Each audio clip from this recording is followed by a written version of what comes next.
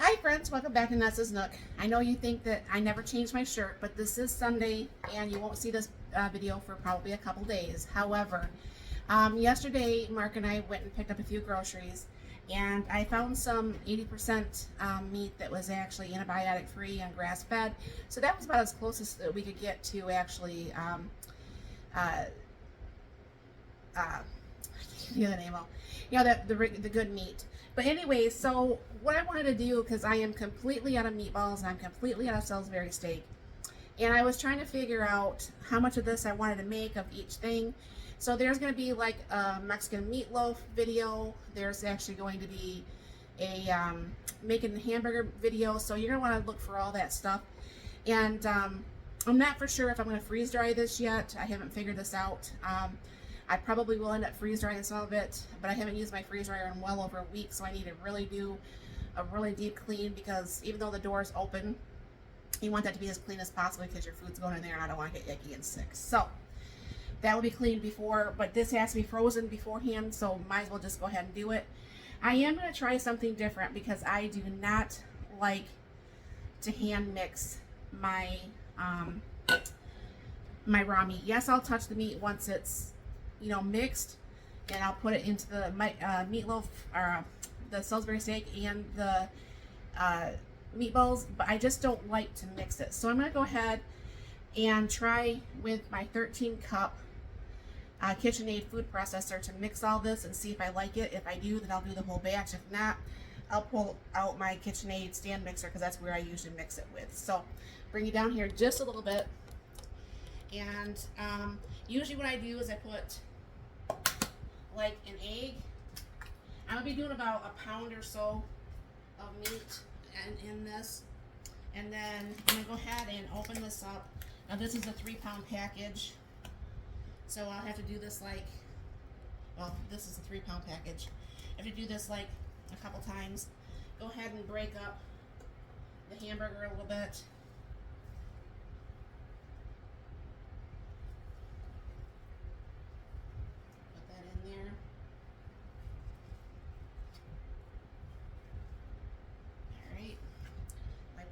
Just a little bit, so all I have to do is clean off the jars when I'm done.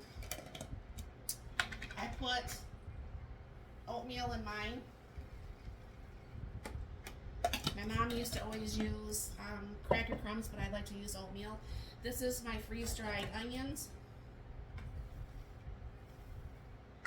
and my freeze-dried green peppers.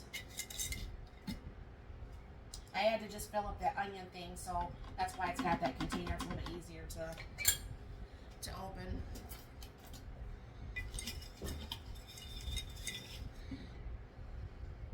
A little bit of green peppers. Now I don't add salt and pepper to this. I probably should, but I never do. But I do add some onion and garlic powder. That's a mix I had mixed up while I was on vacation. Alright, and we'll see how well this mixes. I'm hoping it mixes very well, because this is a little bit easier to clean than my big KitchenAid, so we'll see how this goes.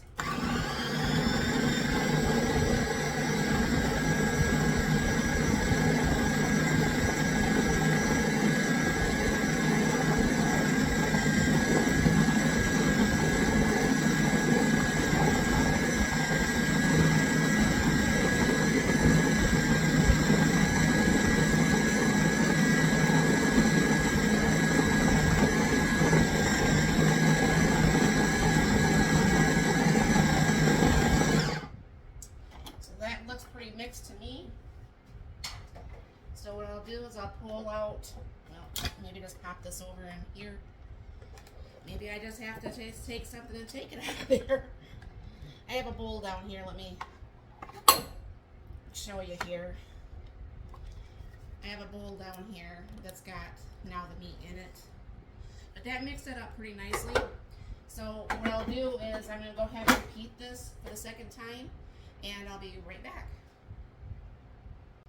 Alright, so we got that 3-pound package done. It obviously looks a lot more than 3 pounds because, it has the stuff in here. So Mark's gonna be in here. He got his hands. He doesn't feel like being part of the video, so that's fine. I never make him be in a part of a video if he doesn't want to be. So what I'm gonna do, I'm not gonna keep you here for the whole thing, but I just take like a nice size ball and I just roll it. And I'm just gonna go ahead and place this on these pans here, and I will bring you back once this is actually done. Alright, so Mark helped me put these together. We didn't count each one. It's anywhere from 96 to 100. So we're going to go ahead and get these actually in the freezer. And we tried to put those little edges on there from my freeze dryer trays, but they just don't work. So we're going to have to kind of finagle things around because my freezer is full. That's one of the reasons why I love my freeze dryer, because these freeze dry very well. So I would not be surprised if I'm going to not have to freeze dry these just to make room in my freezer. So Mark will get that in there, and I'll start showing you how I do the Salisbury steak. So this is that other pack and a half, and then instead of just like doing the meatballs, we like to, I want it to be as big as like a hamburger patty, but still a nice size patty. So what's going to happen is I'm going to go ahead and just make these up like so, and just like my hamburger patties, I will double stack this because this one's going to take up more room and I don't have any more of these trays. So this way, this is how we do the Salisbury steak patties. I did end up having to break in some my frozen green peppers, and then Mark ended up finding some more of my freeze-dried green peppers, thankfully, because I know I have a whole bunch of them, but I just don't know where all of them are. And then this way, this makes for a very nice meal. What we do usually is I will, if they're freeze-dried, you just have to soak them in a little bit of water first. But if they're just frozen, then I just pretty much make up the gravy. I put it in the Instapot. That was a little bit bigger. Put it in the Instapot and cook it for about like 5 minutes, and it's a done deal. So this works out very, very well for us. I'll be showing you tomorrow when these are done being flash froze, and what the next steps are going to be. And like I said, I'm going to have to definitely clean out my freeze dryer tonight really good, because anytime that you haven't used it in about a week or so, you should clean everything out and do all that upkeep that needs to be done. So that's what's going to be done, and like I said, I'll probably end up freeze drying these because there's just so many, and there's only so much room in my freezer because I'm too lazy to go through my freezers. So this I'll go ahead and get finished, and I'll be back tomorrow. Alright friends, it's the next day, and my meatballs have par frozen, so I'm going to go ahead and get those in there. I'm going to try to get the 50 in each bag, or each tray is in each bag. I don't know for sure if that will work while I'm still deciding if I want to freeze dry any. But this way it will take up less room in the freezer either way than this being spread out on trays, and you couldn't put anything on there because it wasn't frozen. So this way it could be frozen and everything can work. So I'll bring it down here, and sorry about this, my stuff's being all weird. So I have my bag out here. Like I said, these are all pre-frozen. And I like to do this because, for one thing, we don't eat pork. And almost every meatball, I mean, I can find some all beef meatballs at Gordon Food Services, but most of the time, it's very hard to find all beef meatballs. And I do like to have the onions and the green peppers in mine, so I don't mind doing this. It does take a little bit of time. Obviously, you want to have a hamburger that's on sale or something because it gets very expensive. But I go ahead, and I have the one bag full, so I'm going to go ahead and put this on pause for a second, and I'll show you how I'm going to vacuum seal these. Alright, so I got the vacuum sealer out here. This is going to get a little bit loud. Just tuck that in there. Turn this on. And this makes it really nice because until I figure out if I'm going to freeze dry these or not, I know these are not going to get freezer burnt. I probably will end up freeze drying them, but I still gotta get my freeze dryer cleaned up. And then what's gonna happen is it's on sealing right now, so it's giving that nice line along the top.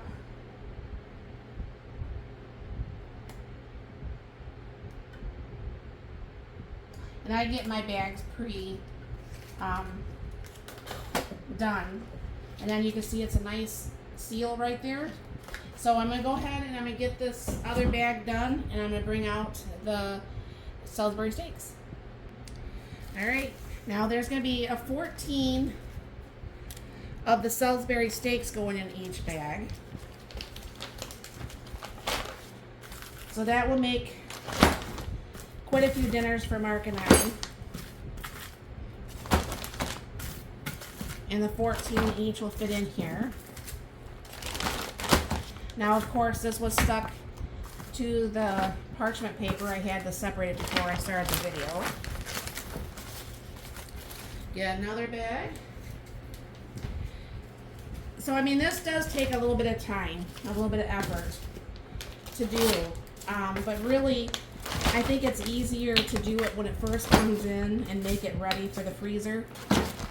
So things are just easier to just put together at a moment's notice, because like with these Salisbury steaks, when I don't freeze dry them, I can actually go ahead and take this right from the freezer, throw it right in the Instapot, and I mean it's done in just no time at all. Go ahead and spread this out just a little bit.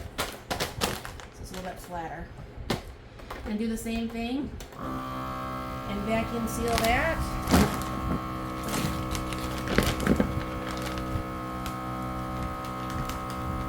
And this just makes life so much simpler.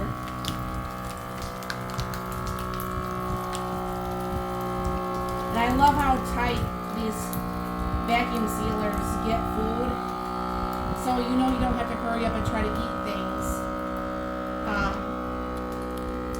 You don't have to hurry up and eat things to be able to go ahead and know that they're not going to freezer burn. And usually what I do is when I do take some out, I just cut very quickly along the top, the seal here, and then that way I can just go ahead and vacuum seal as the bag goes down. So it just makes it a lot nicer. I don't have to waste all those bags, because these bags are cheap, but they're expensive. You know what I'm saying? So go ahead and throw that one in here. Lock it down.